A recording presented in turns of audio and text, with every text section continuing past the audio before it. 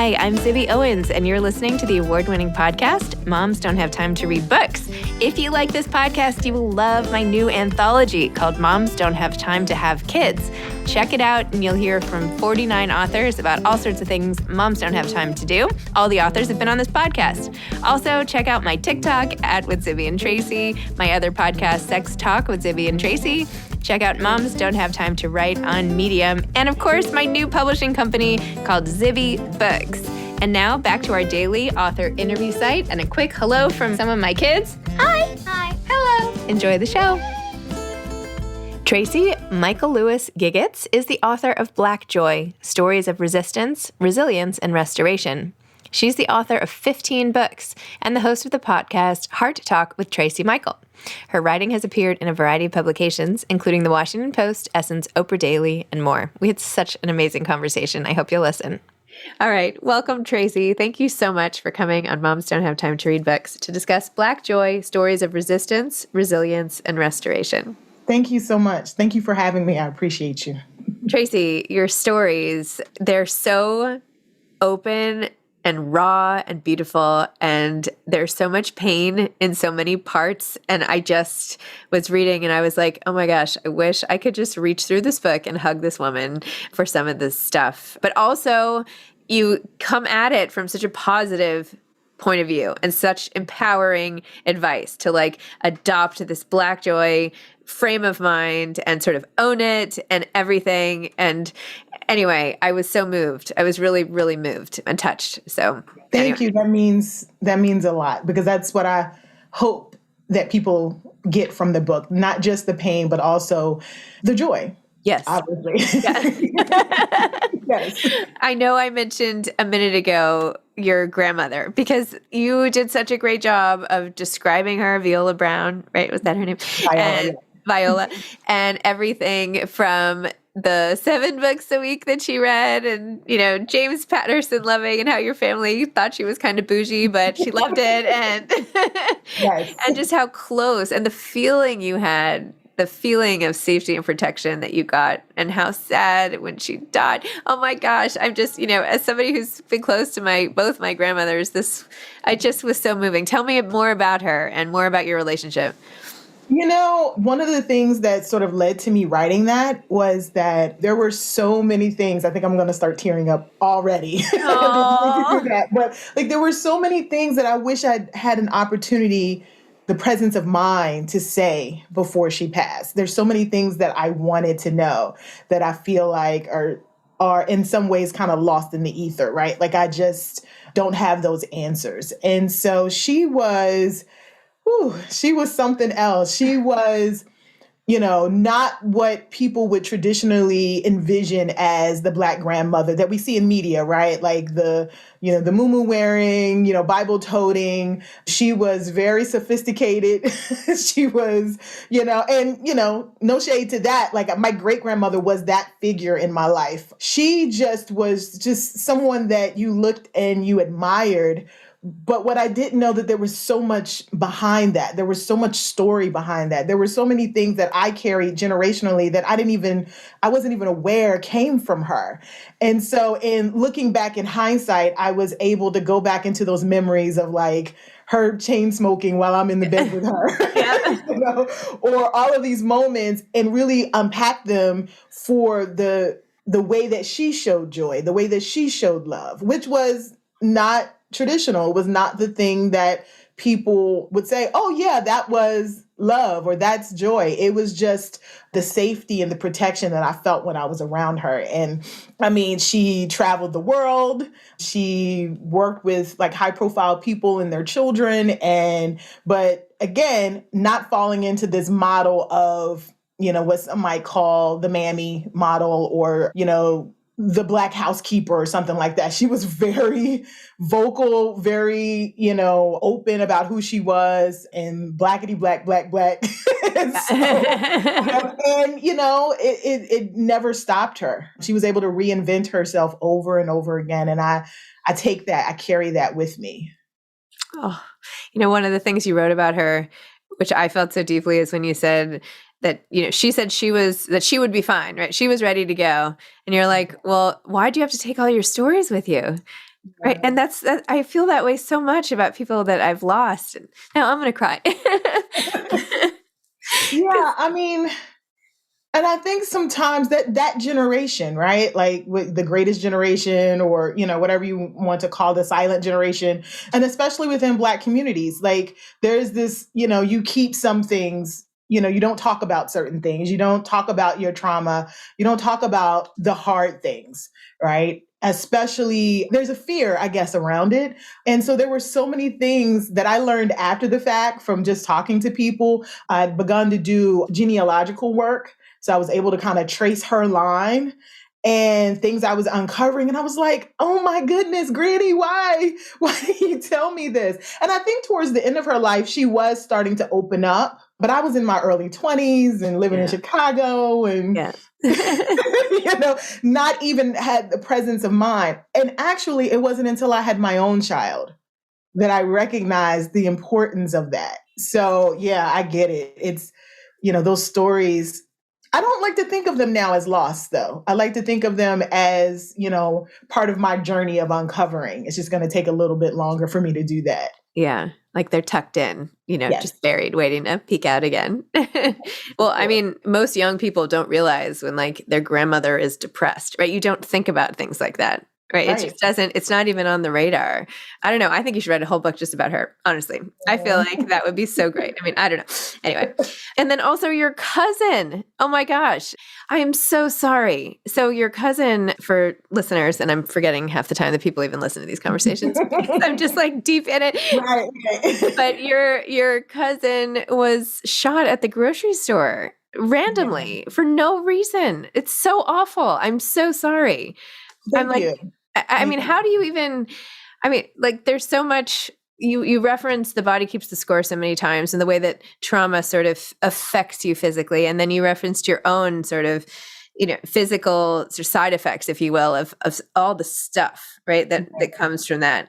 But just tell me, you don't have to if it's too painful, but just the shock, the all the emotions from anger to shock to sadness. I mean, it's just so awful. And the saddest part for me in reading it is you're like, well, this is what I've been told. This is just how it is, especially in Kentucky, as a Black person in Kentucky. Like it's just never going to change. And that felt like one of the more hopeless moments in a book that was filled with hope.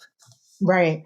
If I could just like paint a picture, like, there I was, a writer, writing about racial reconciliation, writing about racism and social justice issues, telling the stories of Philando Castile and Trayvon Martin, and talking about these people that were my people, right? But there was still distance.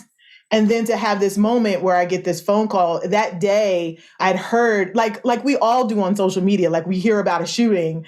And then if it's close to some place that we know or that we grow up, we kind of check in like, hey, what's going on? And so I did that earlier in the day when I first heard about it. I'd posted on social media like, hey, heard there was a shooting in J-Town. What's going on? Check in, everyone. Didn't think anything. You don't think that it's going to hit home, right? Even Black folks who move through the world with this sense and this understanding that, we are seen, we're viewed differently. And so therefore the opportunity or the possibility for violence is very present.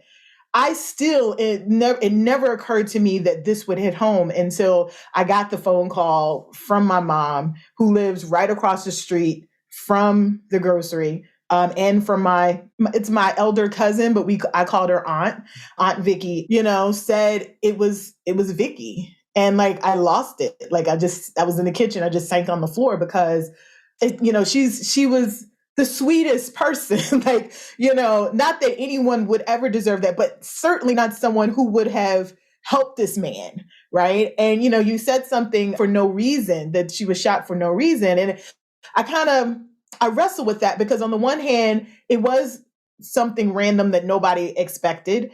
But on the other hand, there was a reason, right? I'm sorry. You're right. Yeah. I'm sorry. You're right. You're right. No, you're right. No, but I meant the choice. The choice of her specifically. Exactly. Absolutely. And so for him to say, to, another bystander, oh, I'm not going to shoot you, because you're white, and he had just been 15 minutes earlier at my parents' church trying to get into the church. But because of Charleston a few years earlier, they had put security in place. My parents were just there the hour before for their afternoon Bible study or whatever. So like it was going to hit my family regardless, And so the knowledge of that really sent me, we were talking about like the body, really sent me into a grieving space that I didn't know how to navigate. I've had loss in the past. I've had trauma, my own personal trauma in the past, but this felt like something different because it was the same old story around race that I had been writing about for all of these years. Only difference it was that it was my family, it was my home. And yeah, so unraveling that though, I will say, is how I found joy. Mm-hmm. How I understood that joy was living in that same space with me, right? And so I had to go through this process of unpacking and accessing joy, which is Black joy because it lives in in this context that other groups don't necessarily have as an experience. So, whew. Wow. I'm sorry. I'm so sorry. No apologies. Okay, now we've both cried. It's only been like 10 minutes. If we had the day together, we'd be like a mess on the floor. Exactly. Oh my gosh. Yes. You wrote this. Healing tears. What's that? Healing tears. Yes. We would feel much better at the end. You wrote this paragraph sort of as a thesis statement to the book, essentially, about Black joy. So I thought I could just read that if you don't mind. Sure. You said, when attempts are made to define what liberation and equity looks like for Black people, we often hear the language of striving and collective burdens, and rightfully so. Our history is filled with the evidence that struggle and dogmatic persistence has been integral to our 400-year-long freedom project. I can't see anything. But as more and more studies reveal, the lens of struggle as the means to freedom has not come without a cost. The physical, psychological, and spiritual impact of racial trauma has often found us crossing the finish line of every battle, war-torn and broken from the inside out. As a writer, storyteller, and Black contemplative, I'm not sure I can ignore this for much longer, especially when there is another significant tool in our arsenal. One that not only deeply disturbs the racist systems we are trying to dismantle, but also offers a direct path to healing and wholeness as we do so. That weapon is powerful and all-encompassing and necessary. That weapon is joy. So beautiful. Thank you. Oh, thank you so much. The writing process is such a weird thing for me, and really just, I was writing these essays. I'd written the essay for the Washington Post that kind of sparked the whole thing, the whole process of putting this book together.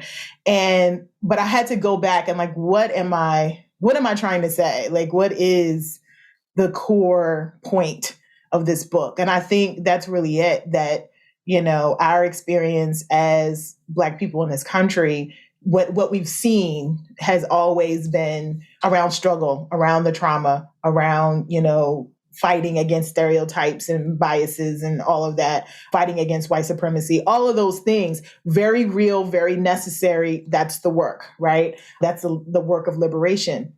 But I also felt like there was another work happening simultaneously that wasn't being talked about. So I'm not presenting anything new, right? I'm not saying, hey, I got the answer, I'm the Black joy expert. No, what I did was I went and unpacked all the stories of how these two things, this trauma and this joy, live together. And I went to my grandmother and I went to my great-grandmother and I went to my own personal experiences on the job, or, writing, or with my husband, making him, chili, or, any of those things, and said, oh, we've been doing this.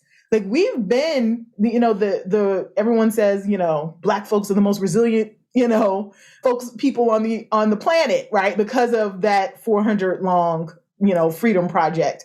But I wanted to know where that resilience comes from and how can we tap into it? How can we wield it even as we're fighting for voting rights, even as we're fighting for all of these things? How can we wield this so that we are not so broken once we arrive at wherever, policy we're trying to get, whatever, action we're trying to take. We're not so broken on the inside. And so that is essentially what I tried to do by telling my own stories, the stories of my family, and stories of, observations of just life in general. Wow. And the stories of your daughter. And even, the story you told about dancing in the rain during the pandemic. I loved that. It was just beautiful. I had one time in this rainstorm, it made me think of this. I don't know why. I've never, this is not obviously relatable. It wasn't in some sort of societal context, but just as an individual moment. We were caught in this rainstorm, and the water pressure where we were staying, there was no water, the water had turned off. Wow. And I was like, we're going to do our shampoo and conditioner. We're doing it out here. And I went inside and I grabbed the shampoo and conditioner, and we all stood in the rain, and we all washed our hair and let it all come out. And we were in our clothes, we were dressed and drenched. And it was one of my favorite memories with the kids, even though at the time we were freezing and whatever. There's something that's about totally that. A mom move too, right? That's totally. I'm let's get this done now. That is definitely a mom move. Forever. Yeah, my daughter has taught me so much. I think even how I even understand joy, I'm learning it from her, because she doesn't have the stuff that I have, right. And so how old is she now? She's 10. She's 10. Okay. She's 10. And there is a a level of freedom, that she has, and confidence, and sometimes lack of boundaries. But there is a sense of self that I know that just because of various circumstances I didn't have. And so as much as I love on her, and, I'm challenged by her sometimes because I'm a mom, but also I study her. Because I'm okay, so this is there's a purity of it, right? There's an innocence to it that I think if we can find a way to return to that inner child, that child inside of us, then we would find the joy that maybe we can't access all the time. And so I've just been doing work around her. And, oh, you want to go to the park? Mommy, get on the swings. Oh, me? Me on the swings. Yeah. Yeah. And I get on the swing and I swing, and this this moment that floods back these emotions that just flood back. Oh, I really used to love the swing. That was my thing. How high could I go? Could I jump off? That kind of thing. And so, yeah, she's teaching me all the time. I recently, not that recently, maybe a couple of years ago, when my little guys were on the swings. I have 4 kids, and now my little guys are 7 and 8. But anyway, I was pushing them back and forth, and I had all of a sudden this flashback that when I was a little girl, my mom used to do 1, 2, 3, we, and we go 1, 2, 3, and then would run under my swing and forward. And I was oh my gosh, I can do 1, 2, 3, we. And I did it for the kids, and they were the joy on their faces. Yes. And it's something it does connect you to yourself. And that part of us that is so optimistic and innocent and hopeful. And I feel when all of that has been crushed, right, when we don't know if we can walk safely on the street for COVID or racial issues or whatever, right, that tapping into that elemental human emotion that we all share, that capacity for optimism and joy, despite whatever else is out there, is incredibly powerful. And I feel you captured that just so perfectly in this book. I mean, it is. It's so powerful. And guess what? It's healing. I've been doing a lot of reading around somatic, experiencing and all of that. Yeah. And it is physiologically helpful, to go there to, I tell a story in the book about, the first time I kind of recognized or was at least aware of what joy felt like in my body was watching This Is Us. Yeah. And I'm a writer, so I love good storytelling and character development. So I was just I was sitting in front of the screen with and my husband was weirdo, what's really going on? But because I had these conversations with my therapist prior, about what does it feel like? Do you even know what it feels like? And I was no, I don't. I know I've had joy, but I don't know what it felt like. And so that experience of stopping and saying, oh, wait a minute, my hands, my arms, this is what joy, like, I'm really happy. Like, this is what this feels like. Then the next week, when there's another unarmed Black man shot, when the next week, when COVID feels like is this huge, never ending thing, right? I'm able to go in my mind and my heart and my quiet moments to that moment of joy. And I feel it's not like the red pill or the blue pill. It's not like that. It's not like all encompassing healing thing, but it helps me. Like, it helps me get over the hump of that fear and that anger and that rage, which are all valid emotions also, but it helps me manage it, I guess, a little better.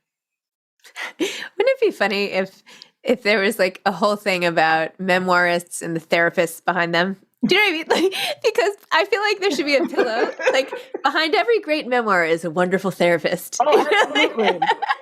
Or the other side, or not. Or not. Yes, or not. Exactly. It's so clear in the writing.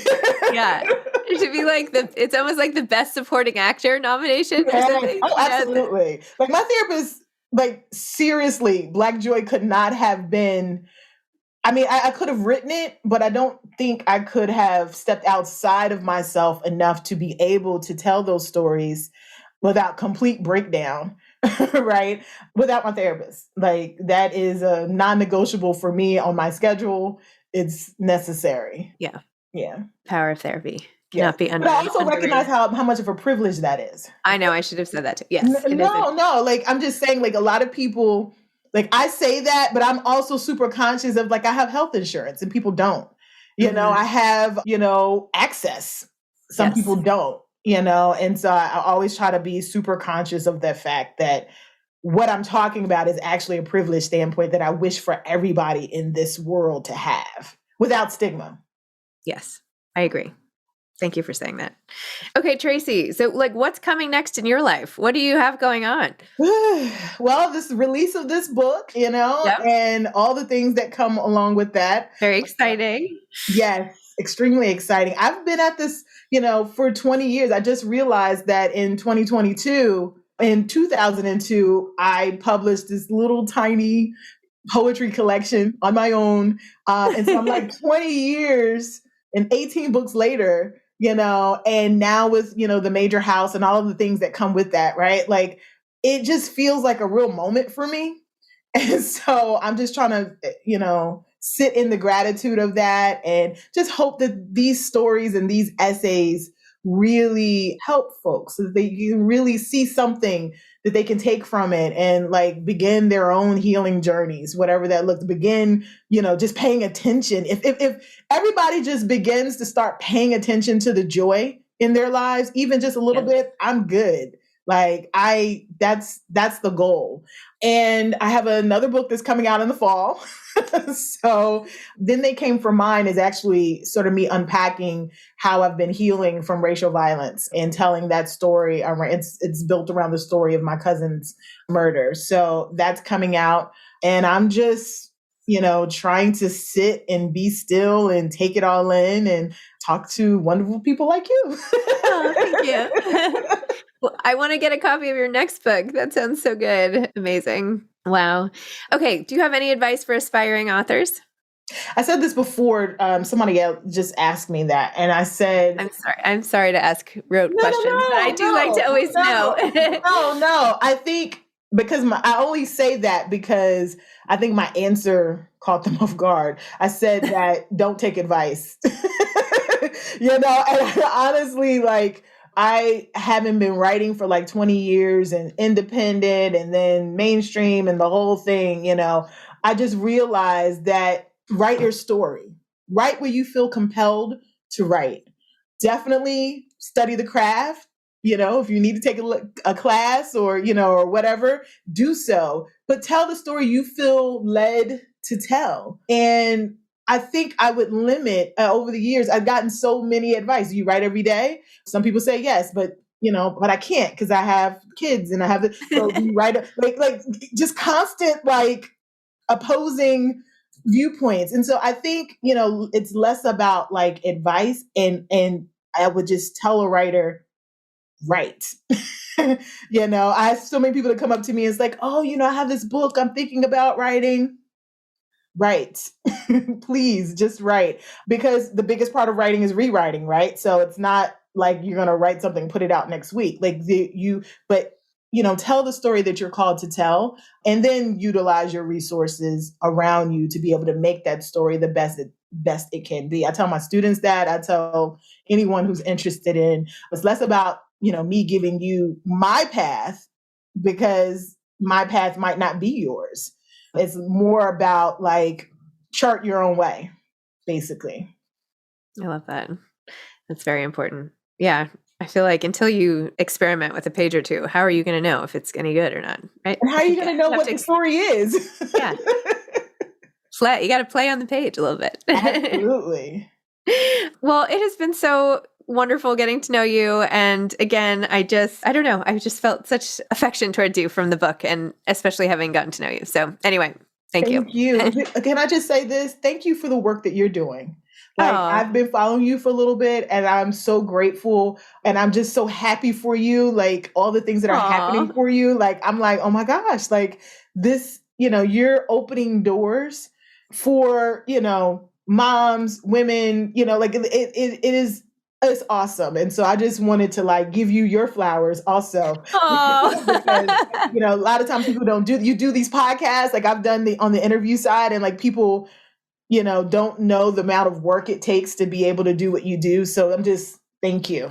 Oh, thank you. That made my day. Thank you. All right. Thanks, Tracey. Thank you. Right. Bye-bye. Okay. Bye-bye. Thanks for listening to this episode of Moms Don't Have Time to Read Books. Don't forget to follow me on Instagram at Zibby Owens and at Moms Don't Have Time to Read Books. Also sign up for my newsletter at zibbyowens.com and sign up for my virtual book club and meet lots of authors on Zoom every other week. Thanks so much to Steve and Ryan at Texture Sound for the sound editing. And thank you to Morning Moon Productions for providing this fantastic intro and outro music.